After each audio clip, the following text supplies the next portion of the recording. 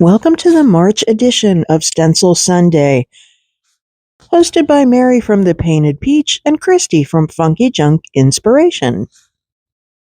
You've landed on Tuesday Talk. I'm Lavon, and I go live every Tuesday on my Facebook page, Statement Designs, and on the Tuesday Talk YouTube channel. I don't always stencil, but it's one of my favorite things to do. I used to have a retail store where I was a Dixie Belle retailer. I closed the store this year, and so I no longer need this beautiful display piece. So this was actually stenciled. My friend used her silhouette, and she made a stencil for it previously. So we're just going to paint over it. And I am using Dixie Belle paint in the color Cucumber Ice. I've been using that color a lot lately. It's kind of a neutral, but it also has that little bit of springy green to it. I do one coat and then I do a second.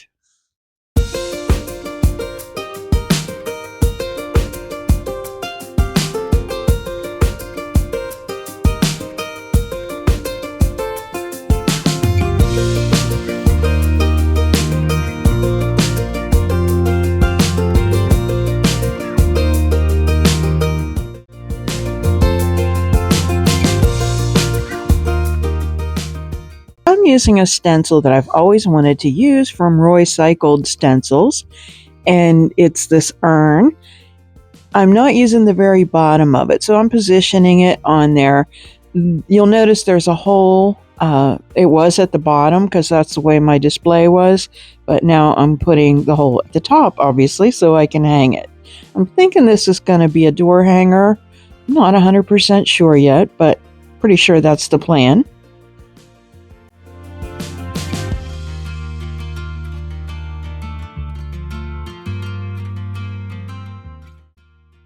On Stencil Sunday, stenciling is actually the star of the show, and I'm not sure how I missed filming it, but that's what happened.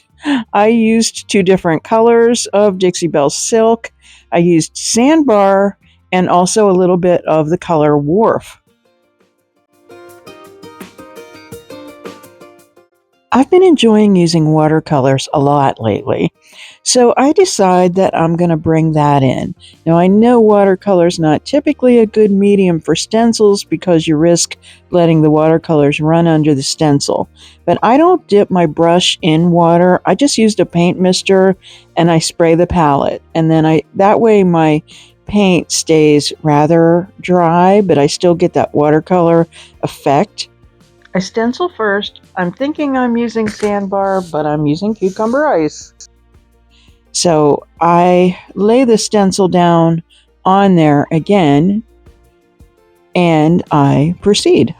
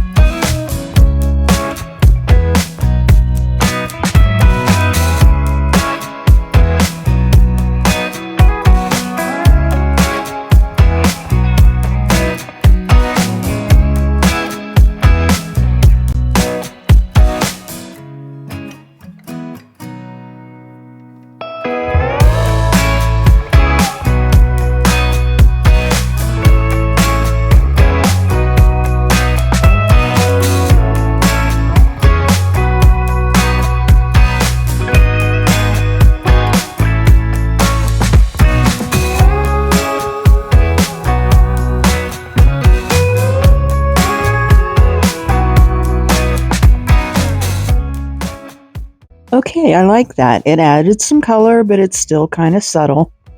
So I proceed. Next, I'm using a stencil from DIY A Go-Go, Debbie's Design Diary. I think the stencil is called Portrait Mode, and these roses are actually a collar for the female character that I've used that stencil before for her face. But I like these roses, so I'm just going to position them on there. And this time I actually used the sandbar for the roses. Again, I'm going for that subtle tone on tone, but I will zhuzh it up with the watercolors as well.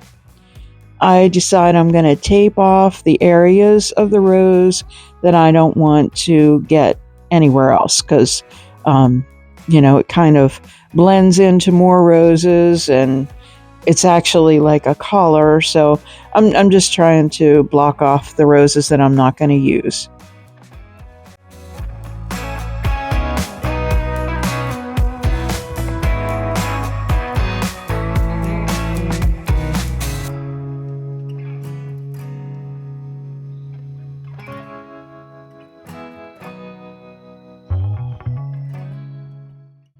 Bringing in the watercolor again, I decide to use a light pink around the outside edges and then get deeper on the inside of the rose.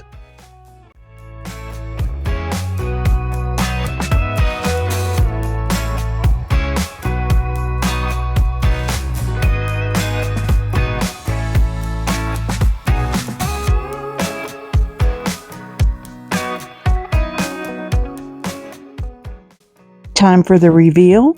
I like the way the roses look, but it definitely looks different from the other side. So I want to add a rose to the other side and some greenery to this side.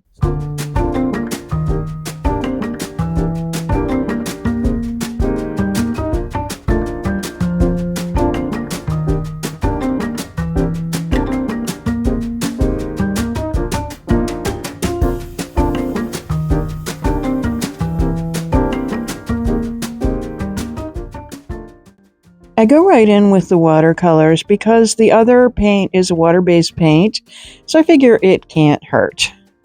So here I make a blunder that ends up being something good. I thought I was painting over somewhere I got paint. Of course, I forgot that I used the cucumber ice on the background, so I used sandbar, hence the little blob. So I'm putting some leaves on the other side. So I end up coming back to the little blob later. I'm thinking it's going to dry differently. But of course I was wrong. I'm liking the balance a little bit better. So once I decide or realize that the background was actually cucumber ice, then I also decide I need some deeper tones in the roses. But once I decide that, then I come in again with the cucumber ice and I stipple it, and then I get a cool effect. So I decide also, because I had a little blob on the outside of the rim, to go around the edges.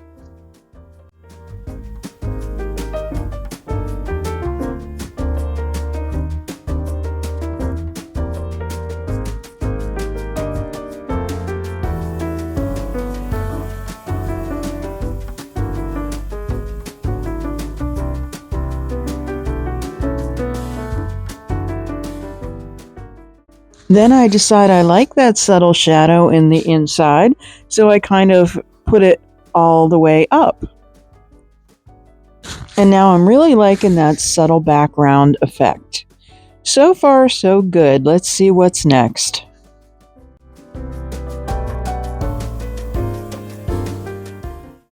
Now I'm going to let everything dry and just come back. I took a photo because that gives me better perspective when I return. Now I'm deciding exactly how to position this stencil. I got this from Redesign with Prima many years ago. It is super duper heavy, like really thick. And I'm not going to be able to manage using it all together. So I'm going to cut off the welcome part that I want to use. I'll still be able to use the other parts with no problem, but I'm just going to cut it apart to make it easier. I keep moving it around until I figure out where I want it. I know I'm not going to use that bottom flourish or the line underneath welcome, so I'm going to get rid of those by taping them off.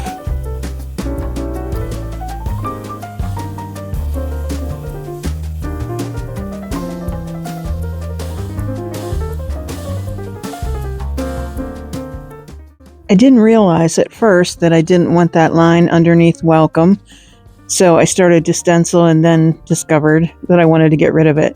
I'm using a product called Sea Spray from Dixie Belle. It's just a texture additive. I think you could actually just use plaster of Paris, but my jar is down to the almost empty stage, so I'm just going to put it directly in. As it turns out, I used a little too much product, but that's okay. We're going to make it work. And use one of your not so good brushes for this because it really wrecks your brush. I end up throwing it away afterwards. Also, I guess this brush has been around the block a few times also. The plastic coating on it kind of got into my paint at times, and I didn't realize that. And also, this paint will kind of pull off some of the older paint off of the stencil. So that got in my paint sometimes. So they're all points to note.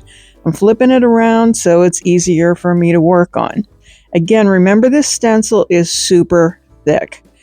I'm stippling because I want that texture in there. I do want it to look kind of like cement.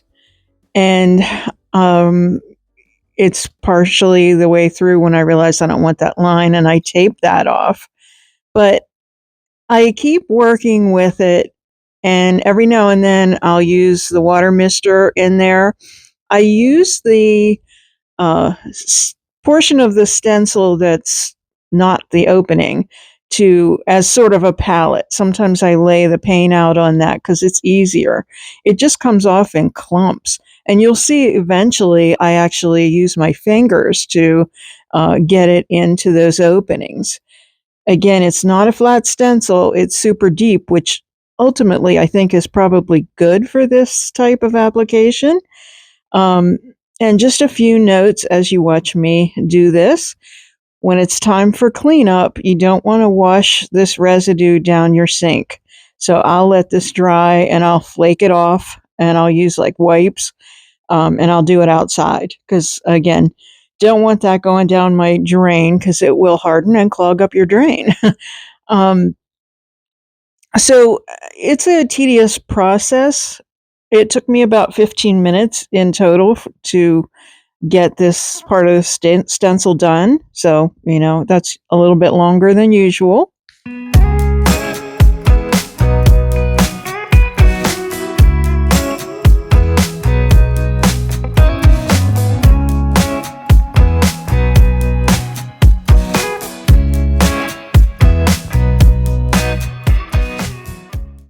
Don't forget to watch the entire playlist. I'll have the link in the description box and in the first comment.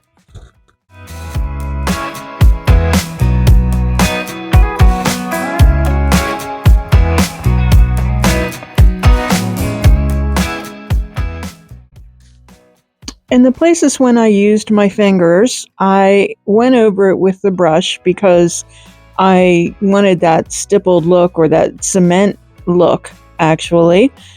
And in the end, I think you'll see that I got good results. I was very pleased with the way it turned out.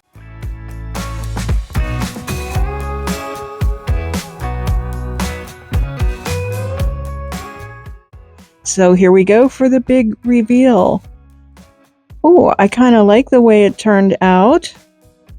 Gonna turn it around so I can see for myself. It's a little flaky. There's little flakes on it, but we'll get those. I love it. It's time for cleanup, and I'm throwing that jar and the brush away. Here's how it looks. Let me know what you think in the comments.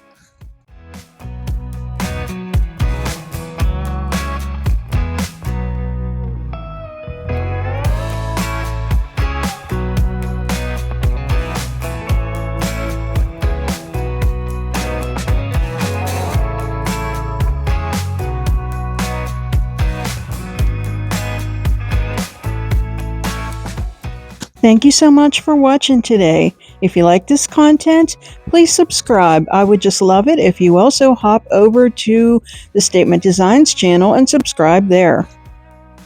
And if you like all things flipping, head over to the Flip and Bunch channel. We discuss furniture flipping, thrift flipping, and all kinds of fun stuff every Wednesday night. Stay well.